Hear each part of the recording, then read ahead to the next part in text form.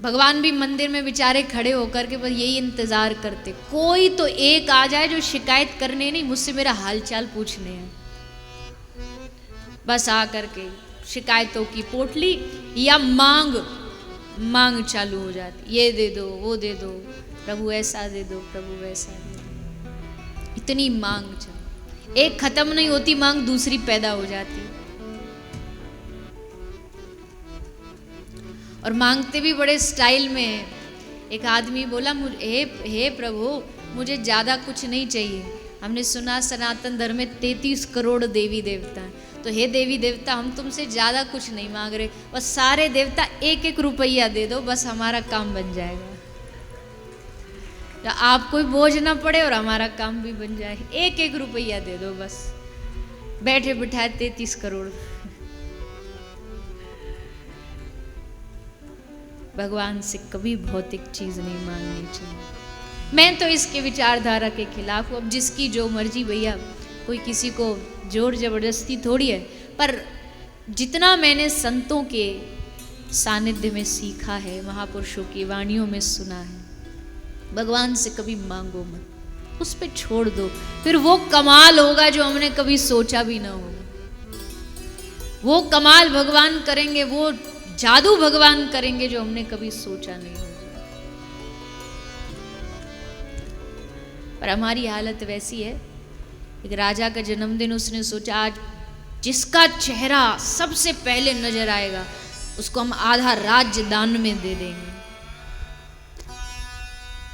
और सामने से सुबह सुबह एक भिखारी आया। राजा जी तो सोचे बैठे थे कि आधा राज्य देंगे। राजा जी ने कहा कि भैया मांग। बोला साहब जी 10 रुपया दे दो।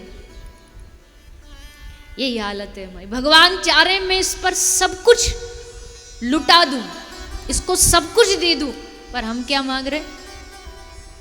भगवान से धन दौलत मांग ली, एक आध घर में। अच्छा एक बात बताओ, लक्ष्मीपति के लिए अगर तुम एक बंगला मांगो तो लक्ष्मीपति के लिए तुम्हारे लिए घर बंगला बनाना कोई बड़ी बात है? ऐसे पलक झपकते ही पलक झपकते ही एक सृष्टि नई बन जाती है और पुरानी नष्ट हो जाती है पलक झपकने से। उसके लिए क्या एक घर, एक दुकान मकान बना के देना कोई बड़ी बात है? भगवान कहते हैं मुझसे धन मांगेगा धन दूंगा, मुझसे बाल बच्चे मांगोगे बाल बच्चे दूंगा, गाड़ी बंगला मांगोगे गाड़ी जो कुछ नहीं मांगेगे ना उसको अपने आप को ही दे दूंगा। तो जी अब चॉइस तो आपकी है कि आपको भगवान चाहिए या भगवान से चाहिए। भगवान से चाहिए तो भी मिलेगा और भगवान ही चाहिए तो भी भगवान मिलेंगे। और जिसको भगवान मिल गए उसको फिर दूसरा कहीं भटकने की आवश्यकता नहीं पड़ती है।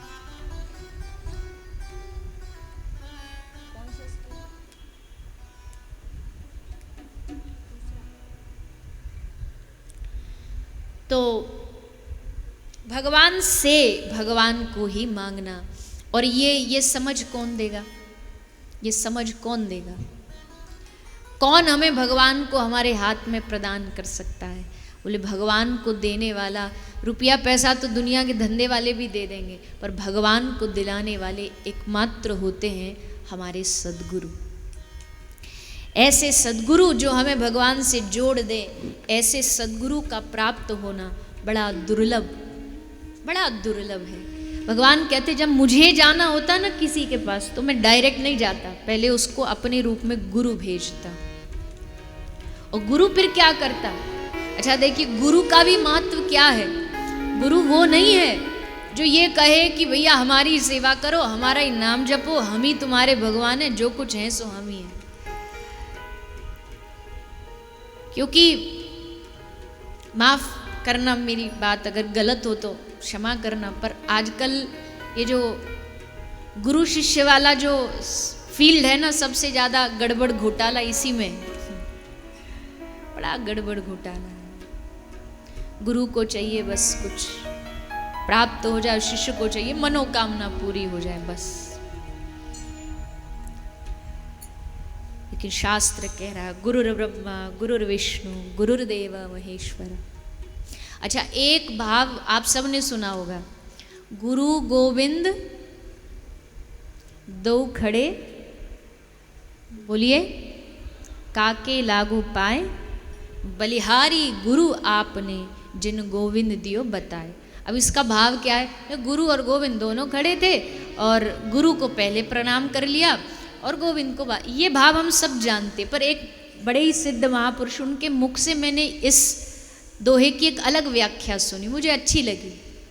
उन्होंने कहा गुरु गोविंद दो खड़े, शिष्य आया, सामने गुरुजी भी खड़े, गोविंद भी खड़े हैं। तो अब शिष्य कंफ्यूज है, संशय में है कि गुरुजी को पहले प्रणाम करूं कि गोविंद को। उसकी दृष्टि में तो यही है कि गुरु को पहले प्रणाम करूं क्योंकि इन्होंने रास्ता दिखाया।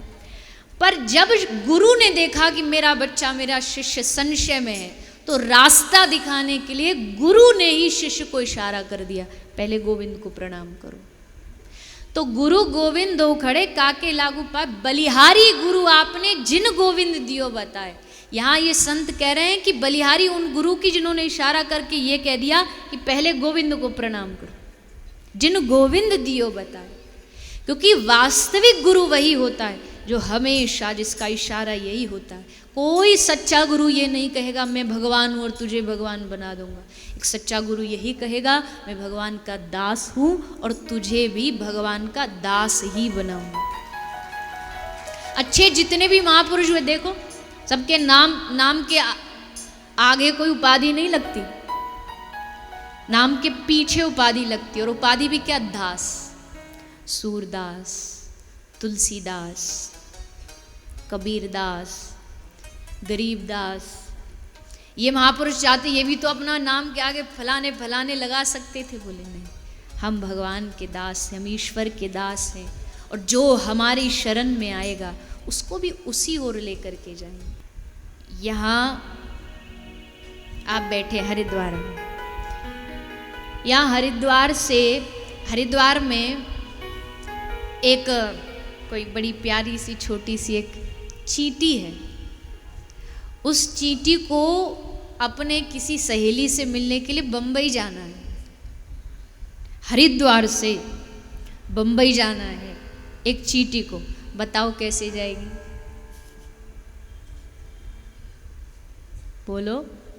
वो कहते हैं बूझो तो जाने कैसे जाएगी? बाय रोड जाएगी, पैदल पैदल?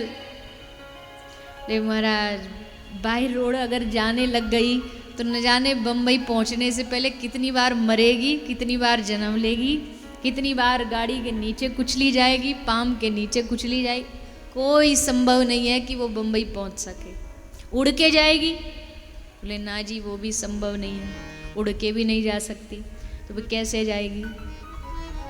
बोले यहाँ आप में से कोई हरिद्वार से बम्बई जा रहा हो, कोई हरिद्वार से बम्बई जा रहा हो, जाकर के उसके गोजा में घुस जाए, उसके जेब में घुस जाए, या उसके पाम में चिपक जाए, उसके कपड़ा में चिपक जाए, और वो व्यक्ति बढ़िया अपना दिल्ली से फ्लाइट लेकर के सीधा बम्बई पहुंचे, और बिना टिकट, बिना कोई आईडी कार्ड, आधार कार्ड, उसके पाँव पे चिपकी चिपकी बम्बई पहुंच जाएगी। है ना आसान रास्ता?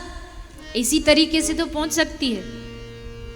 वैसे ही भगवान तक पहुंचना हमारे लिए बड़ा मुश्किल कार्य है, लंबा रास्ता। अगर जाने लगे, खोजने लगे भगवान तक जाने के लिए, कितनी बार जन्म लेंगे, कितनी बार मरेंगे, पता नहीं पहुंच पाएंगे नहीं पहुंच पाएंगे। तो क्या करना चाहिए? जो संत, जो सदगुरु भगवान के पास पहले से ही जा रहे हैं, बस उनके चरण पकड़ के चिपक जाओ, उनके चरणों को पकड़ लो कि महाराज अब हमारे पास ना कोई पैसा है टिकट का, ना कोई हमारा परिचय, ना कोई आधार कार्ड, बस आपके भरोसे हम आपके चरणों से लगे हैं, आप ही हमें भगवान तक पहुंचा सकते हो। और बस बिना परिश्रम, बिना मेहनत वो सदगुरु अपने आश्रित शिष्य को भगवान तक पहुंचा देता है।